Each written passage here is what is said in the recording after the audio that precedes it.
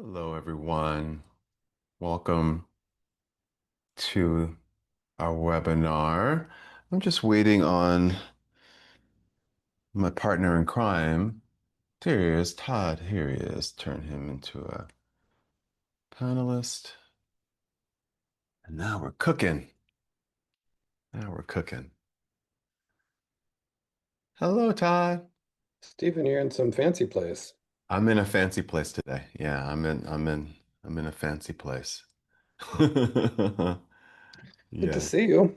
thank you. Good to see you too. Good to be seen. Good to be seen. Somebody told me once it's better to be seen than to be viewed Yes, because viewed like at a at a memorial. funeral. Yeah. Yeah, exactly. It's that other thing we talked about before, right? Like it's better to have a new sobriety date than a new tombstone date. Amen to that. Amen to that. So true, I'm so excited for true. today. This is Me good. It's too. it's we are in the heat of the holidays now. Aren't we? Aren't we just? It's amazing.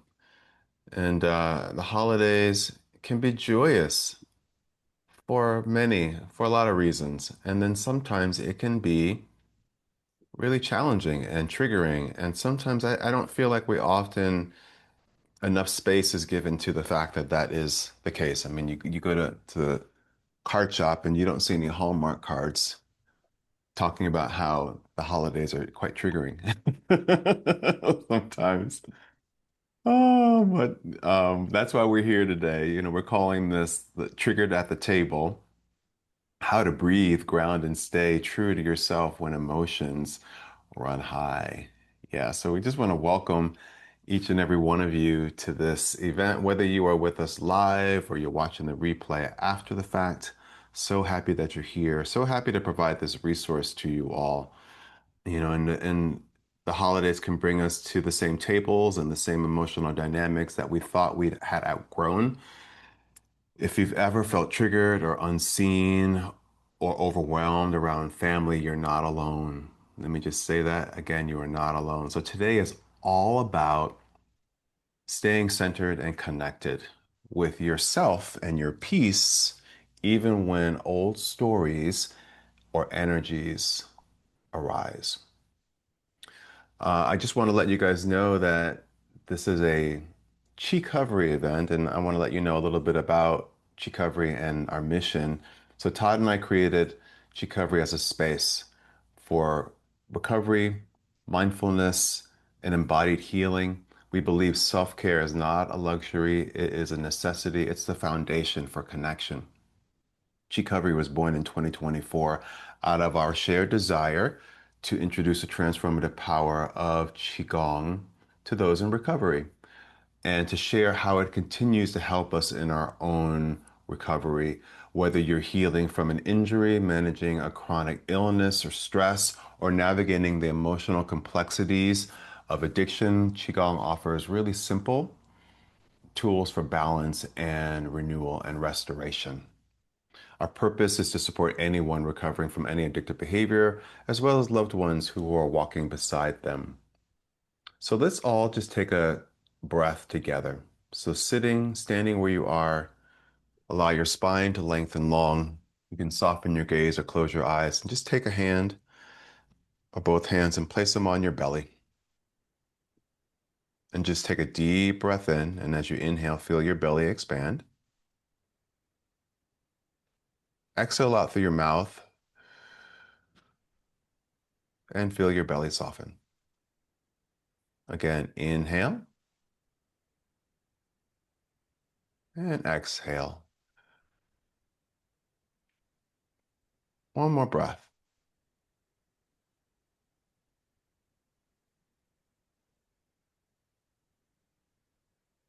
Beautiful.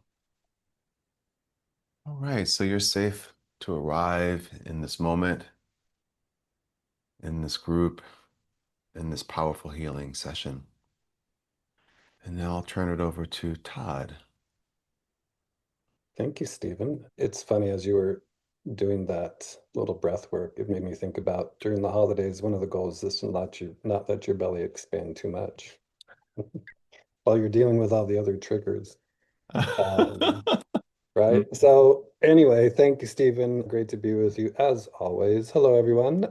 Very, very glad that you're here with us. This can be a particularly challenging time of year, but I want to jump in with something simple to get started and to just help you understand that a trigger isn't you being too sensitive, right? A trigger is it's when your body is trying to protect you. It's your nervous system saying, I've been here before, and the last time it didn't feel safe. So when someone makes a comment, as they tend to do in some of these gatherings, or gives you that look, or brings up something from could be 10, 20 years ago, and you feel that little jolt inside you, your body's not reacting to this moment, to that moment. It's reacting to the echo of an old moment. And the holidays, man, they have a special way of amplifying all of that. And at least I know they do for me. Yet, some people in the same room, around the same table, sometimes with the same unresolved patterns, and boom, right? Your system just lights up. And those old roles come back. The expectations come back. Maybe you're the fixer, maybe you're the peacemaker, maybe you're the strong one, the tough one, or the one people talk about instead of talking to. So your body goes through this, we've played this game before, time to be on guard. It's really the difference, I think, between reacting versus responding, which for me has been a big part of the gift of Qigong in particular. And having this practice of sort of a moving meditation and realizing everything's going to be all right. We all know what reacting feels like, right? It's fast, it's tight, it's sharp. Responding, on the other hand, is spaciousness, right? It's that breath in between that when we're reacting, I think about a reaction is survival, but a response is really it's a choice that we make. So it's taking that time between sort of the impetus, whatever that trigger was, and knowing that you don't need to react to it right away, that you can take a deep breath. And that shift doesn't happen in your head, it happens in your nervous system. So we want you to kind of notice when you're leaving what we might call your window of tolerance. And a quick way to know that you're sliding out of center is to check in with your body. We've talked about this on multiple Qicovery calls, but is really our emotions are really a gift and really paying attention to how you feel in the moment is so essential. And for all of us, we probably react a little bit differently. For some of us, maybe our chest is tightening, our shoulders are rising, our jaw maybe is clenching. Um, Maybe our thoughts start to speed up, right? Our breathing just starts to get shallow, or in my case, sometimes I stop breathing. And if so, it's your body is just whispering, hey, I'm overwhelmed. Help me out here. So our bodies are actually a tool of communication to help us diagnose what's going on and then to provide the resources to help it heal. So let's get practical, sort of with this simple reset is pausing before you engage.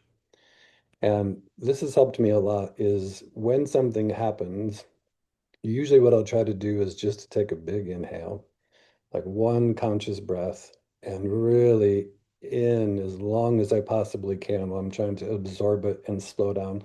Because what I've realized is it's very difficult to talk when you are inhaling, right? So if you take that big breath in through your nose and then slowly out through your mouth, it starts to give your brain just enough space to come back online. So to me, that's a really big one that I've had, not just in holiday interactions, but in other more challenging, maybe business meetings, conference calls, or Zoom calls that we all know so well. But it's a really good tool when something's happening. It helps me to make sure I'm breathing, first of all, So I've tried to build this practice of just taking this really big inhale as long as I can. And even if I have to make that movement where I'm actually reclining a little bit to make it as big as humanly possible, that really helps kind of slow everything down. And it just gives my brain just enough time to kind of reconnect. And then there's another reframe that I really like a lot, which is instead of saying, why am I getting triggered? Which is easy to do. Like, why is this happening to me again? Try instead of thinking, oh, my body is reminding where healing is still needed, right? It's that one shift that takes you out of shame and puts you back into compassion. So, because look, healing doesn't mean you never react, right? Healing means you recognize it sooner and then return to yourself faster. So I'm curious if you guys feel comfortable sharing, or maybe even Stephen, we can share as well. But if you feel comfortable and you want to share, just drop in the chat. What's one holiday situation that tends to push your buttons? It's totally optional. You don't need to do it, but sometimes naming it, as we've talked about many times on these calls, if we can name it, tends to give it less power. So, Stephen, what's one holiday situation for you that tends to push your buttons? Mm.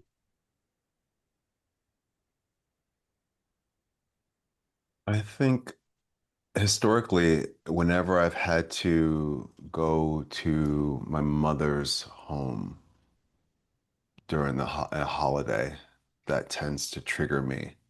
That tends to just uh, dysregulate my nervous system. So I have to do a lot of, in the past, I had to do a lot of preparation leading up to that, like preparing myself energetically, psychologically, physically, a lot of deep breaths. Uh, so that's what comes to mind for me. How about you? Yeah, similar. I mean, I think for me, it has been less with my immediate family, but sometimes with extended family when there's just completely, a crazy in-law or a an aunt or an uncle or a an in-law of some kind that just seem to always want to either be the one that knows everything and how everybody is wrong, whatever the topic, doesn't really matter what it is. Those things just kind of really set me off for some reason. And so I've learned how to, because for a while I would push back, but then really, again, just especially with that breath tip, is just, I don't need to, I don't need to, in fact, I don't need to say anything. And one of the things I started doing with some of that too is to just say thank you, whatever Mm. they say thank you. Don't need to acknowledge it and don't need to agree with it. Don't need to argue with them, not try to prove them wrong. Like, I think a big part of that and the response piece of it is as much as possible. And again, not because I've done it right for a long time, but not doing it right for a long time is doing everything to de-escalate, right? Not to try to jump in the fray and prove them wrong and you don't know everything and who are you, and just to take that deep breath and just say, "Oh, thank you for sharing that." Seems to go a long way. I bet. Yeah. A Sometimes long less way. is more, right? Yeah. Do you have some other like personal experiences of really being triggered? Yeah. What comes to mind for me is what I just described and just the lessons that I've learned in recovery. Like when I first entered recovery and started becoming a part of that community and learning from my sponsor at the time, or otherwise known as like a mentor, I learned that anywhere that I decide to put myself physically, energetically, I can leave anytime I want. Like there's this feeling of obligation that some of us have that if we go to, say, a holiday function, that we have to go and we have to stay for a long time. Far past the point where we're comfortable anymore. So it was very liberating for me to learn that I can always leave. Even if I'm only there for 30 minutes. If something tells me to go, I can go. And that I don't have to offer an elaborate excuse as to why I'm going. I could just go. I could say as little or as much as I want. They might not like it, but that's what I am entitled to. So that's one great strategy that's helped me a lot. And also, if I ever feel like I'm losing my ground or like I'm being overwhelmed, in any moment, I can always excuse myself and like leave the room. Like I'm good for going to the bathroom and just being in the bathroom and coming back to myself in the bathroom. Just pausing, taking a few deep breaths, just being in my own energy for a moment. And you'd be amazed how transformative that can be when you walk back into the room. You feel a bit more restored, just enough to get you through the rest of the time that you're there. So never underestimate just excusing yourself, going to the bathroom, or just going outside to get some air. You can always go back in later, but just take a moment for yourself. It's funny, you made me think about other times where you may escape to the bathroom to use your nose. And this way you can still use your nose, but use breath work. And especially that box breathing, right? Especially the Oh, yeah. four in and hold it and four. So just as you were describing that, it's like, yeah, sneak into the bathroom and I'll feel better. Yeah. It's a Yeah. much better way to feel better. Oh And my still God. sneak into the bathroom and still use your Amazing nose. parallel. Thank you for sharing that. It's so true. I used to do in my active addiction days, I used to do some crazy stuff in the bathroom. Yeah. Now I just take better care of myself. We can all do that too. Wow. So So good. I just want to offer a little reflection prompt. What helps you return to yourself when the energy around you feels chaotic? Like, what is it that you do that helps you return to yourself when the energy feels chaotic? The breath work you just mentioned, Todd, is a great way to do that too. Yeah. Hmm.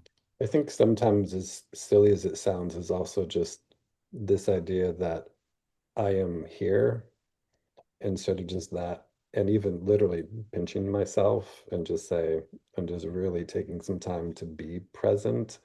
And Yes. even if it is chaotic around you, that you don't have to participate in the chaos Yeah. and just to be fully with you so you don't have to get absorbed into that. But I think, Mhm. as you said, I think sometimes if it's starting to get excessively chaotic and starting to feel unhealthy or that you really are getting triggered to like capacity that is not feeling healthy, just Yeah. get out of there. Yeah. No need to put yourself on the don't no need to make a martyr out of yourself in those situations. That doesn't serve you or anyone else around you. One thing That's that great. I just thought of that has helped me a lot when the energy around me is chaotic and I feel unmoored is to connect with animals. If there's an animal in the room, connecting with an animal, like my cats, since the day I adopted them years ago, that's what they've been for me. Like I can just take a moment and just pour my energy into that creature. And it's all nonverbal, it's all sensory, and it's incredibly grounding, incredibly grounding. And It's if good. I didn't even think about it before, but I would do the same thing, but I would Mm. remove myself from the adults and go hang out with the kids.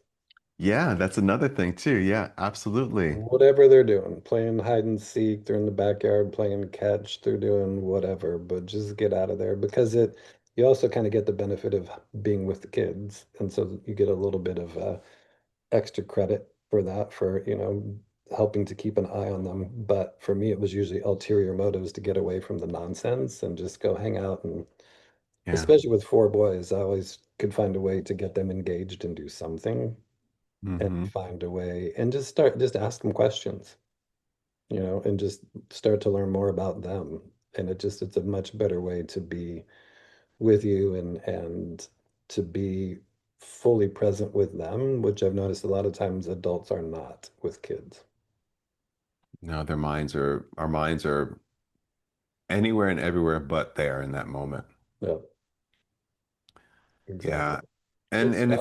if you don't have kids around you, if you don't have an animal around you, just taking a moment and just observing something in the room, like an inanimate object, and just notice it. Like I'm looking at a tangerine love seat.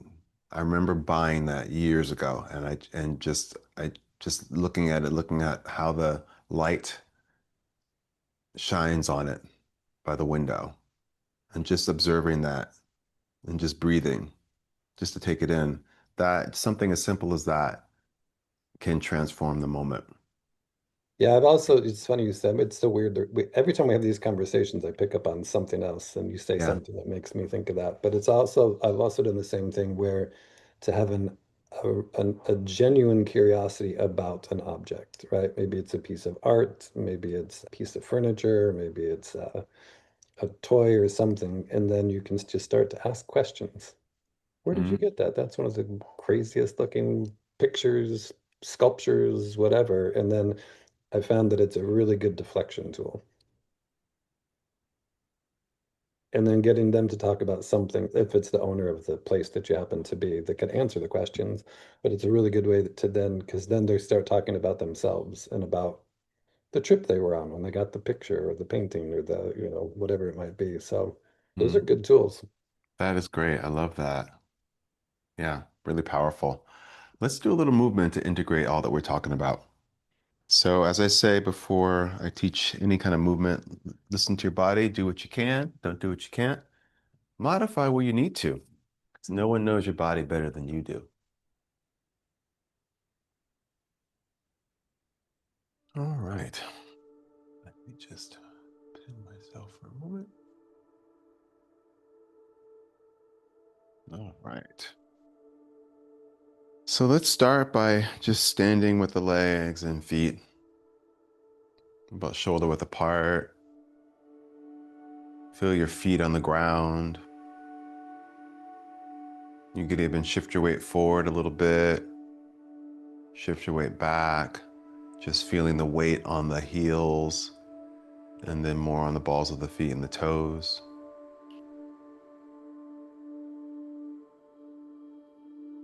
Finding that spot in between those two extremes. Now shift your weight to one side and then the other side, and just feeling what it feels like to have more weight on one leg and one foot than the other, how that impacts your entire body. And now find that place in between those two extremes, really in between those four extremes. Feel the feet, feel the legs soft, feel the pelvis dropping down towards the earth, feel the spine lengthen so the crown of your head lifts up to the sky. Shoulders draw down, the back, heart is open. And then from here, let's turn from the waist side to side and just allow the arms to swing.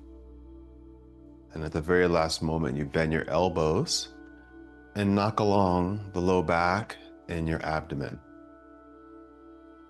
activating key pressure points in your body, knocking on the door of life, stimulating the kidneys, which are the energetic batteries for your body.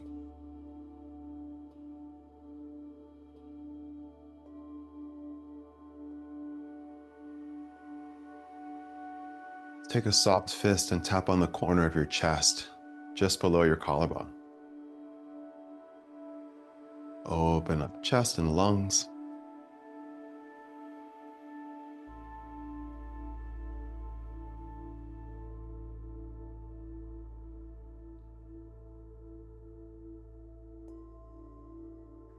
Now let's tap on the top of your shoulder, base of your neck.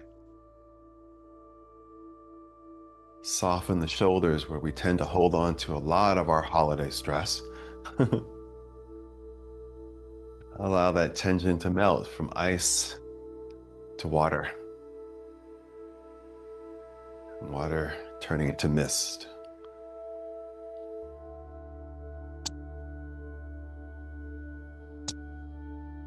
Good. Let's go back down to the chest again.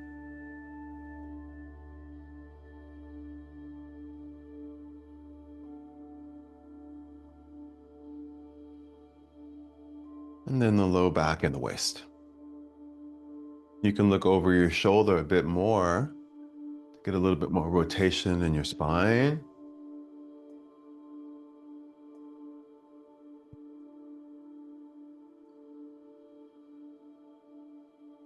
Let's take a deep breath in. And as you exhale, let's drop into water waves. Another one of my favorite exercises. Turning from your waist, the arms spiral around you. Feel the air around you.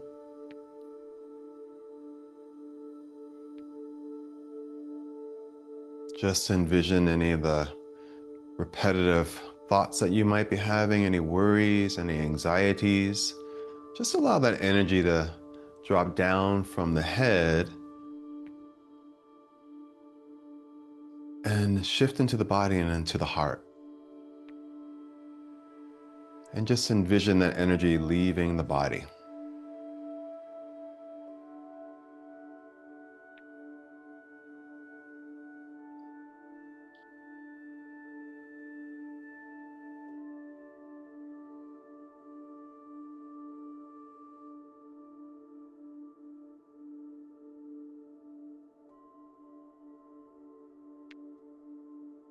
And begin to slow the movement down.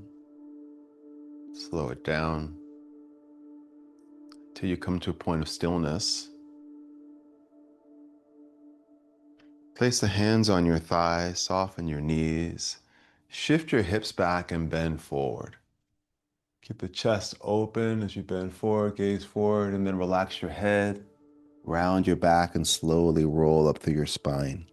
Your head is the last thing to lift. Relax your shoulders. I'll give you another point of view. Shift the hips back, bend forward. Drop the head, curl the tailbone under, round your spine, stretch your back out. Inhale as you roll up. Exhale as you bend forward from your hips. And rolling up.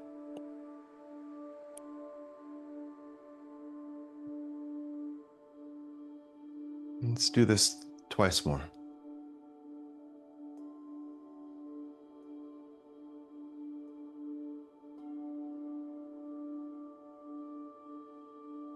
Last time.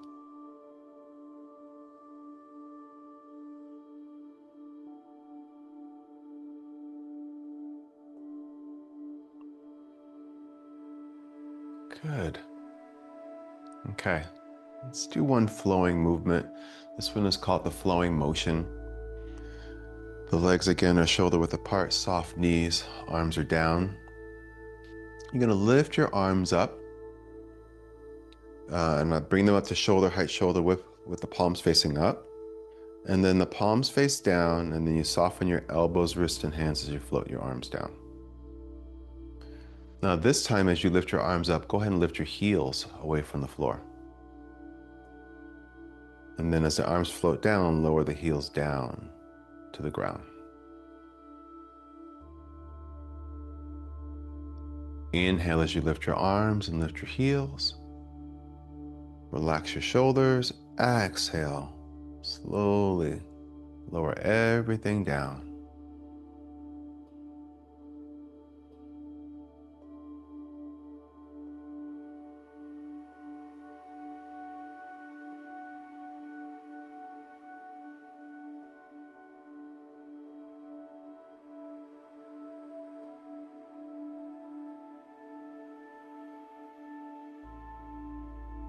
Take your time.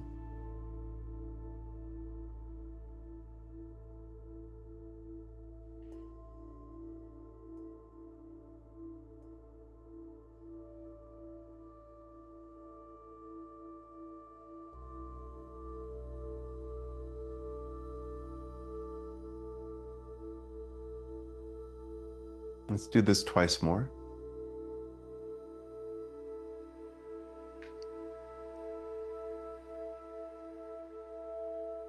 One more time.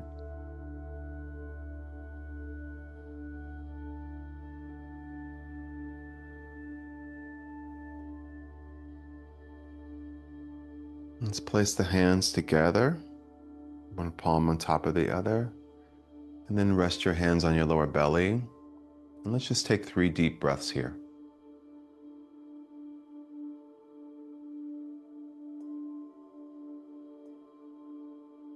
Feel your belly expand as you inhale. Feel your belly soften as you exhale. Let's take one more breath together.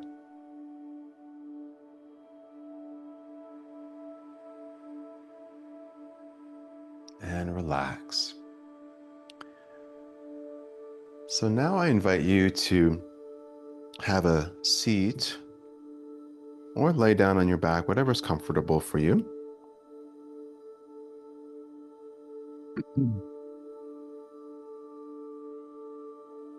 And once you find that comfortable position, I invite you to soften your gaze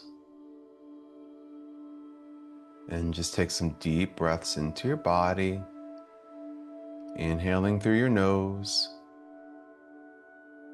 exhaling out through your mouth.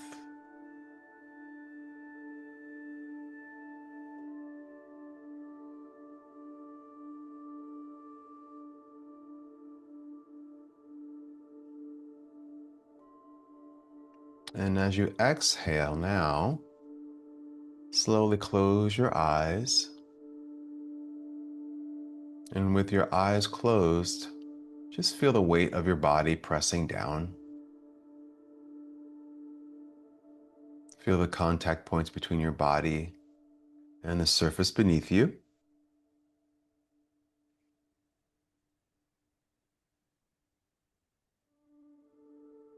Notice the length of your spine, the softening of your shoulders, the softening of your face and your jaw.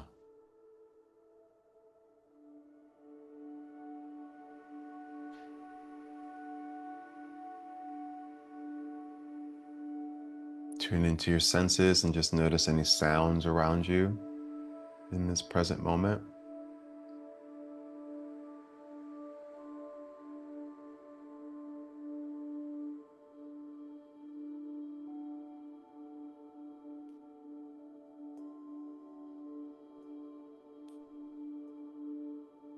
And now bring your awareness to the very top of your head. And slowly scan down your body from the top of your head all the way to your feet. Just noticing any areas of comfort or discomfort. And no need to analyze what you discover or observe. Just take note.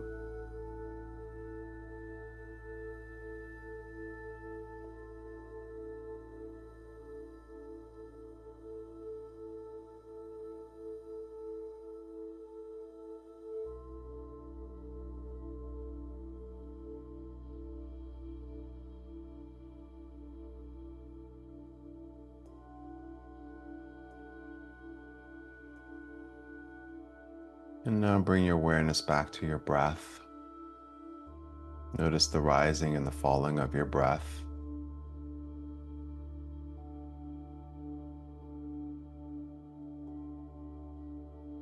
Be a witness to your breath.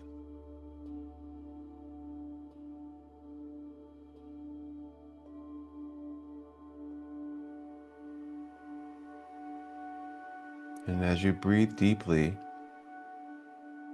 I invite you to visualize yourself at a family table or holiday gathering.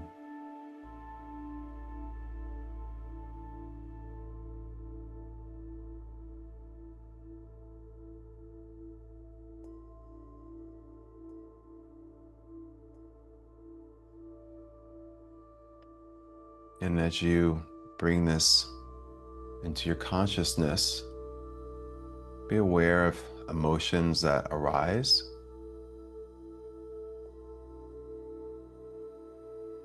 And try to do so without judgment.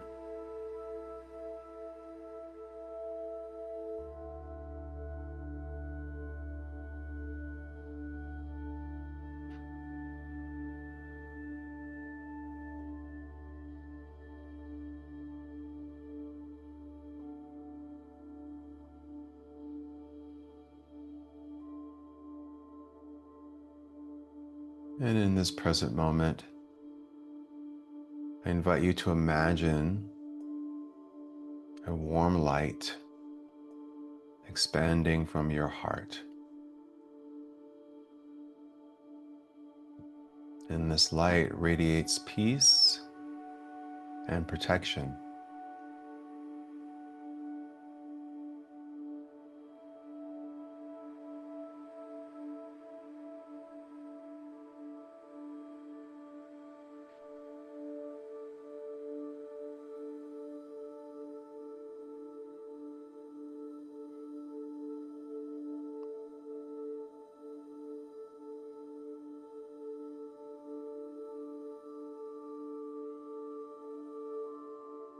And as you envision this light expanding from your heart, just hold these affirmations in your heart as well. I can be present without absorbing others' pain.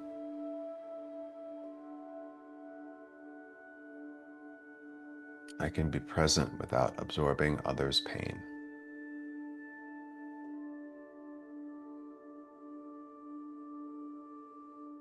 I can trust my breath to guide me back to center.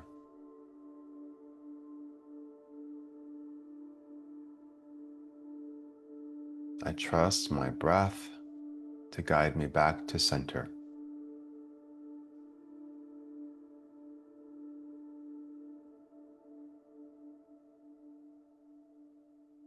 Peace is my power.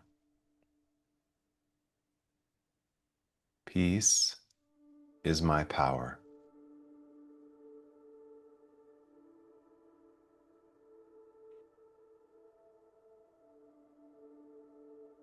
And now I invite you to feel the weight of your body pressing down.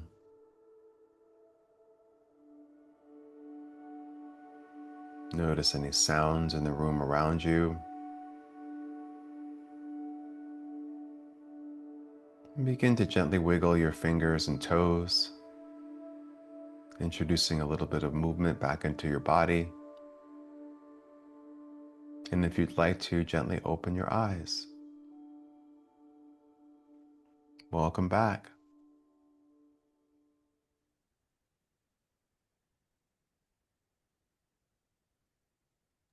Thank you, Stephen. So good. I always forget how beneficial Qigong in the middle of the day is. Just a great Absolutely. reset. I'm going to, for some reason, Stephen, I can't put this PDF in the chat. I can go Oh, to Google and other places if you want to put this okay. Yeah, PDF. But one of the things that I could do that. we've put together are some just sort of a call it holiday grounding toolkit that's really good. And I'll just share what it is. But just a couple of tips and some tools in here, some simple practices to stay centered and calm and connected during the holidays of which we are in. So there's, as we said, this one is also a great one. As Stephen was saying, just kind of being present in that room, this sort of 5, 4, 3, 2, 1. It's always been very effective. Just identify, sort of name 5 things that you can see, 4 things that you can touch, 3 things that you can hear, 2 things that you can smell, which is usually pretty easy during the holidays. And then 1 thing that you can taste or feel inside, like your breath. So that's a great one. But a couple of other really just powerful tools in here. Some Qigong, some heart-centered check-in. Uh, Shaking is great. It's a really good one. Even as you were going through knocking on the door of life, thinking of sneaking into the bathroom. It's a little weird to do in front of people. Shaking is one that's weird to do in front of people, as well as knocking on the door of life. But it's a great way just to kind of get some what Lee calls a lightning flash of vitality to kind of bring you back. So it's a great tool and resource. So I'm just happy to share that with you guys. And the other one is a course that we put together that is especially relevant, I think, during the holiday season, which is a little deeper dive into the Serenity Prayer. So it's the Serenity Prayer experience. So some insight, movement, and meditation. So really helping you release the struggle of things that you can't control, helping you build courage for the next right action, whatever that happens to be. Maybe it's leaving the room, but helping you find calm that you can feel in your body, not just your mind. So a really, really powerful resource and a lot more deep understanding, I think, of what the Serenity Prayer is and how that came to be. Like it hasn't always, it wasn't created by AA, although it's very much associated with that, sort of iconic in the rooms, as they say. More of a mantra, but some really good tools and resources there for you as well. So invite you guys to check both of those out, and then we're always anxious or curious to see how they've impacted you. So, Stephen, this has been great. Want to definitely take some time to open to some questions or comments or certainly want to hear from everybody, what's resonated with you guys today the most, anything that sort of stood out, tools that maybe were helpful, and just thinking about, some things, excuse me, that we've talked about. One of the things that I always think about is trying to anticipate ahead of time. I think we're fairly familiar with who and how we are triggered. So, kind of going into the holidays a little bit more prepared. But just thinking about one word that describes, you guys can feel free to type into the chat, or Stephen, we can both share. But what's one word that describes how you were feeling when you arrived today? It's a pretty interesting topic. So I think sometimes we can come to these sorts of webinars feeling anxious or nervous or curious or hopeful, or how did you feel before we started, Stephen? I felt busy yet grounded. Yeah, I I felt was maybe more on the busy side than the grounded side, but yeah, very similar. yeah. Very similar. So a couple of questions. I guess one of these, something we talked about a little bit earlier, is like which of these practices that we talked about today, whether it's breath work or walking or some sort of grounding, or like what's the practice that helps you reset the fastest? Practice that helps me reset the fastest. I think it's breath work and movement of any kind, but like certainly I'm amazed at how you can change how you feel by changing how you breathe. Just like how you feel often changes how you breathe. So when I have the and I'm so getting so good at this now at this point in my life, really being aware of when I feel dysregulated, when I feel my nervous system is overstimulated, how to bring myself back to my center. Because we all have that ability. It's all within each and every one of us. Like air is Right. free, and taking a few moments to focus on how you're breathing is such a tremendous gift to give. So that's one thing that I use. How about you? Yeah, I think same for me. It's because it's the easiest to sort of control. Sometimes it takes remembering to do it. But again, really that big inhale and then just keep inhaling. And when you think you can't inhale anymore, inhale and just a little sip and a little sip and just keep going until you're like totally full. And then that exhale as slow as you possibly can and just let everything go. And to me, I think that's a really quick reset because like getting up and leaving or walking or sometimes the grounding or getting up and going to the bathroom takes extra steps. Yeah. Sometimes that'll happen after the breath. And then I've decided, oh, you know what I really need to do is get out of here. But I think that really that big, huge, deep inhale a lot of times for me is one of the most, it's the fastest path to being me, for sure. I love Um, that. Fastest path to being you. I love that. yeah, I got a couple other questions that we've had from the past. And there's one comment. I think we had one comment from, Yeah, Julia, yeah, definitely can relate. A little anxious and hopeful. mhm. I think that little anxious on my end comes from just being too busy. It Yeah. was just like not too many things to do. Yes, yes. And but also grateful to be back with you, Stephen, and I love doing these and so it was both being busy, being in a hurry to get here. It's just Same. funny, Yeah. Yeah. but it's awesome. So thank you, Julie. Appreciate that. So here's another question for you, Stephen, I guess for everybody. Where do you feel most unsteady during holiday gatherings? Is it mentally, physically, or emotionally?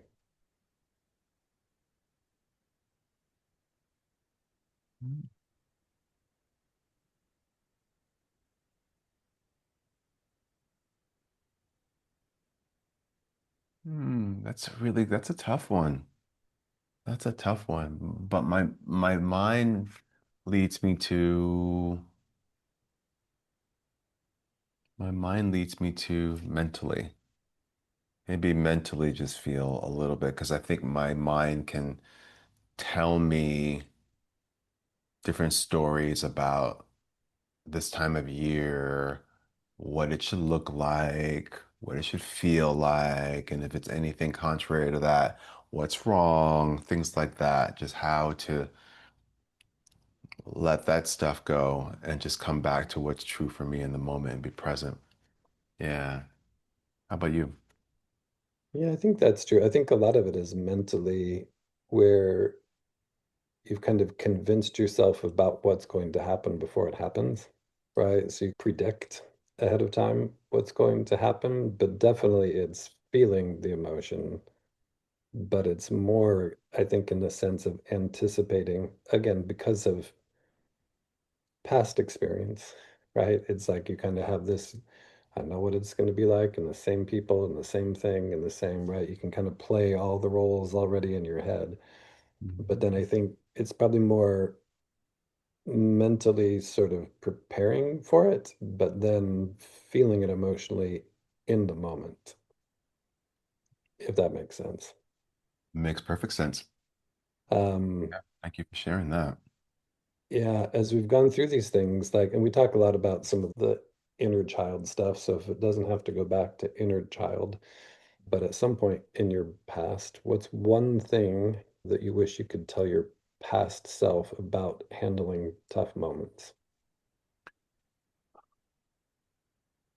I guess not even specific to the holidays, but just tough moments in general. I think I would tell myself that I got this, that I'm capable, that you can do anything. You can do absolutely anything. How about you?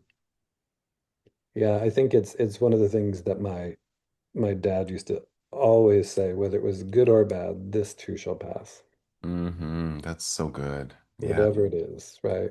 hmm And it reminds me, like one of my favorite basketball coaches, this guy, John Wooden, who was the very successful basketball coach at UCLA for many, many years.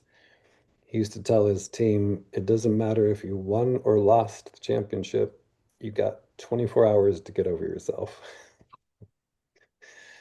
Right? It's like if you lost, you got to get back to work. If you I won, you got love to get that. back to work. And so I think it's just that same sort of idea that, and some of the sayings and even some of the things that they talk about in the rooms just feel kind of trite, but that they're true, right? That tough Yeah. times don't last, but tough people do.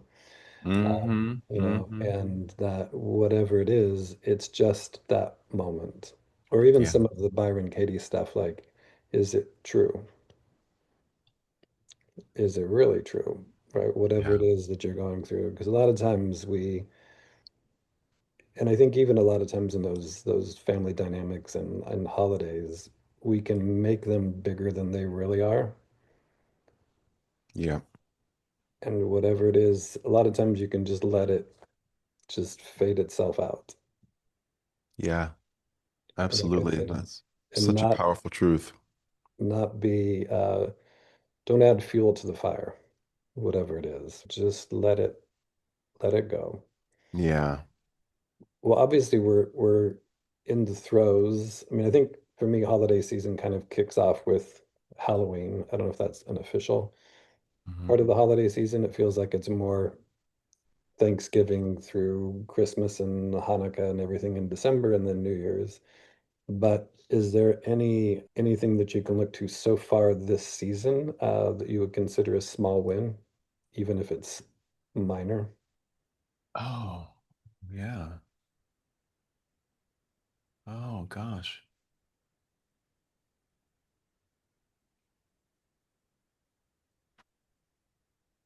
No, it's hard to choose. I feel like I've had so many little wins. I think a win is just that I continue to be the fullest version of myself that I can be. That feels like Mhm. a small win and something that's a constant for me. Like in terms of my intention always is to be that, to be more of that and not less of it. How about you? I think a couple that come up in particular is saying no to a few things, Yeah, which is not my huge. modus operandi, but just Yeah, typically it's the other way around. yeah, good for But you. yeah, so I think a lot of it is, we talk about a lot of whether it's in recovery, other things, and even with a lot of this work that we're talking about today, a lot of it is habit change, and just getting to the point that you can ultimately be different without having to remember to be different. Embodying it. Yeah. Hmm. That it just, and to me, again, keeps coming back to that breath is like when I'm feeling that, it's just, and even if it looks weird, which I'm sure it does sometimes, right? In whatever those environments are, but that's okay. I don't Yeah. need to worry about what they think, whatever that is. Hmm. Um, but I think that it's a challenge, especially if you've been going through some sort of change and evolution, and all the other characters in that play have not been. And so it makes it, I think, ultimately more difficult to go into it and offer grace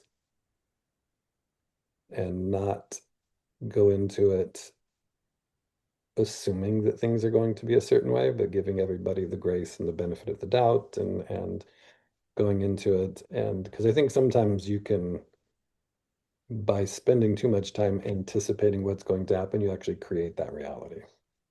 And I think Yes. it can work the other way, Yes, absolutely. Absolutely. right? It This is takes going to be the practice, though. It best takes time. Christmas we've ever had. Yeah. Speak it into All the, reality. yeah, exactly. Exactly. So this has been great, Stephen. So any other Always comments or is. questions that you guys have?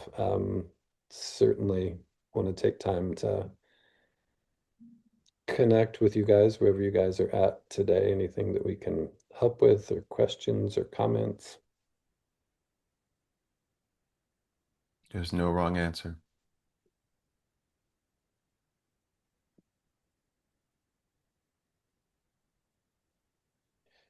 Yeah, there's no silly questions either. Mm.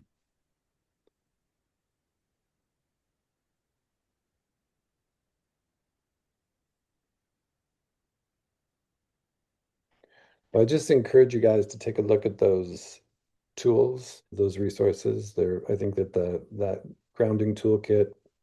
Very powerful. Julia, thank you so much for being here with Yeah. us and wish you guys all a very happy Thanksgiving, Yes, wherever if you you happen celebrate to be. Thanksgiving. I know we've had a lot of people around the world on these and listening to the replays that maybe aren't having Thanksgiving this Thursday. Yeah. Um, so keeping that in mind, wish you a happy Thursday in that case, Hmm. however that comes up. But and I think that Serenity Experience course, great. It's very beneficial and I think very timely for this time of year. Absolutely. Absolutely. I want to leave you guys with, this season, may you choose peace over performance. Often we just do, and sometimes it's better to just lean into just being. So presence over perfection and compassion over control. So wish you Mm. all a wonderful rest of your day, rest of the week, rest of the month, and see you all again next month. Let you know Sounds great. what's cooking in Qicovery land as the days move on.